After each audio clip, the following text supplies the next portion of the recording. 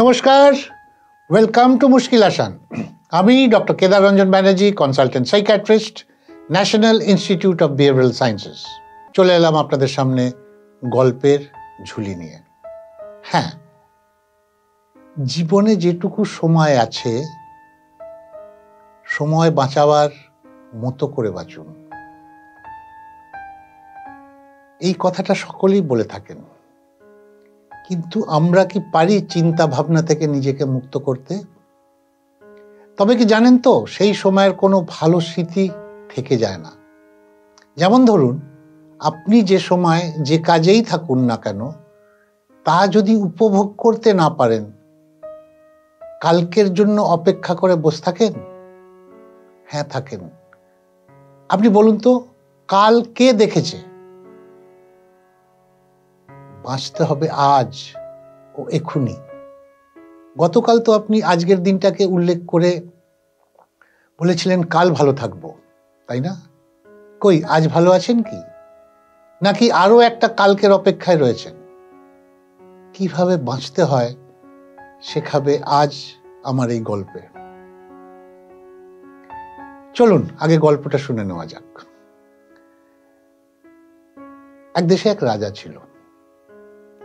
রাজাটা খুব রাগী ছিল এবং খুব মুডি ছিল। এটা তোর রাজার বাহ্যিক দিক, but by heart he was a very kind person এবং হি ওয়াজ ভেরি লজিক্যাল। কিন্তু মাঝে মধ্যে ও রাগ সামলাতে পারতো না রাজামশাই। তো একদিন রাজামশাইয়ের এক মন্ত্রী ছিল, তার ওপর উনি রাগ করে বসলেন। উনি তার পেয়াদাকে ডেকে পাঠালেন, বলে, শোন, তুই ওই মন্ত্রীর বাড়ি যা, গিয়ে বল কাল সকালে তার ফাঁসি হবে। রাজামশাই বলেছে কাল সকালে তোমার ফাঁসি হবে, তুমি আজকে বিকেল বেলা রাজামশাইয়ের সঙ্গে দেখা করো। পেয়াদা দৌড়লো, তার বাড়ি পৌঁছলো। দেখে দূর থেকে খুব হই হুল্লোড় আওয়াজ আসছে। যত বাড়ির কাছে এগুচ্ছে সে, তত আওয়াজ আরো জোরে হচ্ছে, হাসি ঠাট্টা গানের আওয়াজ পাচ্ছে। আরো যখন এগুচ্ছে, খুব সুন্দর বিরিয়ানির গন্ধ বেরোচ্ছে, মাংসের গন্ধ বেরোচ্ছে। সে তো চমকে গেল। বাড়ির কাছাকাছি গিয়ে জিজ্ঞেস করলো যে, হ্যাঁ গো, মন্ত্রীমশাই বাড়িতে আছে? উত্তর পেল, মন্ত্রীমশাই বাড়িতে আছে মানে? আজকে মন্ত্রীর জন্মদিন, বাড়ি ভর্তি লোক। কেন, কি ব্যাপার? বললো, না, একটু মন্ত্রীকে ডেকে দেবেন? বলুন, রাজামশাই পেয়াদা পাঠিয়েছে। ভদ্রলোক গিয়ে মন্ত্রীমশাইকে বলল। মন্ত্রীমশাই বাইরে এলো। কি ব্যাপার ভাই? বললো, কালকে আপনার ফাঁসি। রাজামশাই ঠিক করেছেন কালকে আপনার ফাঁসি। আজকে সন্ধ্যেবেলায় রাজামশাইয়ের সঙ্গে একবার দেখা করবেন। এই শুনে আশপাশের লোকজন তো গান বাজনা বন্ধ হয়ে গেল, হাসি ঠাট্টা ইয়ার্কি বন্ধ হয়ে গেল, সবাই গম্ভীর হয়ে গেল। তখন মন্ত্রীমশাই বলল, দেখো ভাই, তুমি রাজামশাইকে গিয়ে বলো কালকে যখন আমার ফাঁসি হবেই, তাহলে আজ সন্ধ্যেবেলা আমি দেখা করতে যাব না। আমি একদম কাল সকালে প্রস্তুত হয়ে যাব ফাঁসি কাটে ঝুলতে। আজকে আমার জন্মদিন, আজকে আমি আমার বন্ধু বান্ধব আত্মীয় স্বজনদের নিয়ে ফুর্তি করছি। তুমি রাজামশাইকে বলো আমি কাল সকালেই যাব। আমি আজকের দিনটা নষ্ট করতে চাই না। পেয়াদা দৌড়তে দৌড়তে ফেরত গেল, রাজামশাইকে গিয়ে বলল, রাজামশাই, এই ব্যাপার। মন্ত্রীমশাই বলেছেন যে আমি কাল সকালে প্রস্তুত হয়ে যাব ফাঁসি কাটে ঝুলতে। আজকের দিনটা আমি নষ্ট করতে চাই না। রাজার হুঁশ ফিরল। রাজা মন্ত্রীমশাইয়ের বাড়ি এলো এবং মন্ত্রীমশাইয়ের কাছে ক্ষমা চাইল। বলল, আমি যা ভেবেছি আমি ভুল ভেবেছি, আর আমি এই ধরনের কখনো এই ভুল কাজগুলো করব না।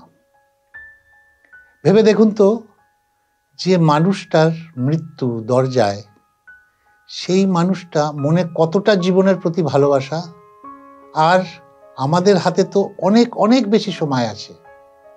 তবে কেন আমরা শুধু কালকের অপেক্ষায় মৃত্যুর দিকে এগিয়ে যাচ্ছি বলতে পারেন?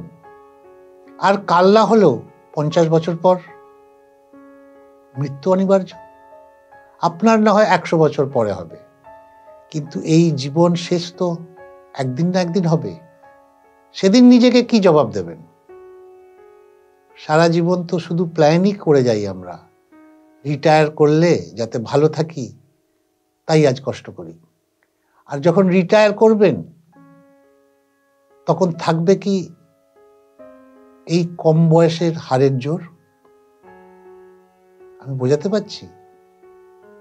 ইচ্ছে করবে হয়তো সেদিন হুট করে একটু ফুচকা খাবার প্ল্যান করতে,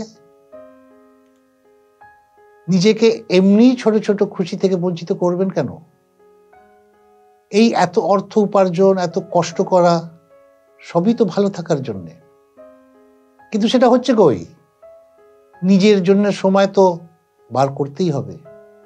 পদে নয়, মনটাকে রাজা করতে হবে। তবেই তো আমার গল্পের মন্ত্রীর মতো আপনিও পারবেন বুকে বল, কোনো আক্ষেপ ছাড়াই মৃত্যুর দিকে তুড়ি মেরে উড়িয়ে দিতে পারবেন। যেমনটা দেখে অবাক হয়েছিল এই রাজামশাই। উনি বুঝেছিলেন নিজের ভুল। আপনার আমারও উচিত সময় থাকতে এই ভুল শুধরে নেওয়া আর নিজেকে একটু সময় দেওয়া।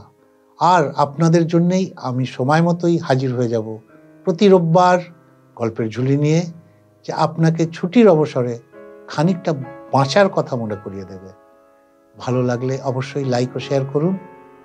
সাবস্ক্রাইব যদি নতুন ভিউয়ার্স হন নিশ্চয়ই করবেন। আজকে এইটুকুই থাক। নমস্কার।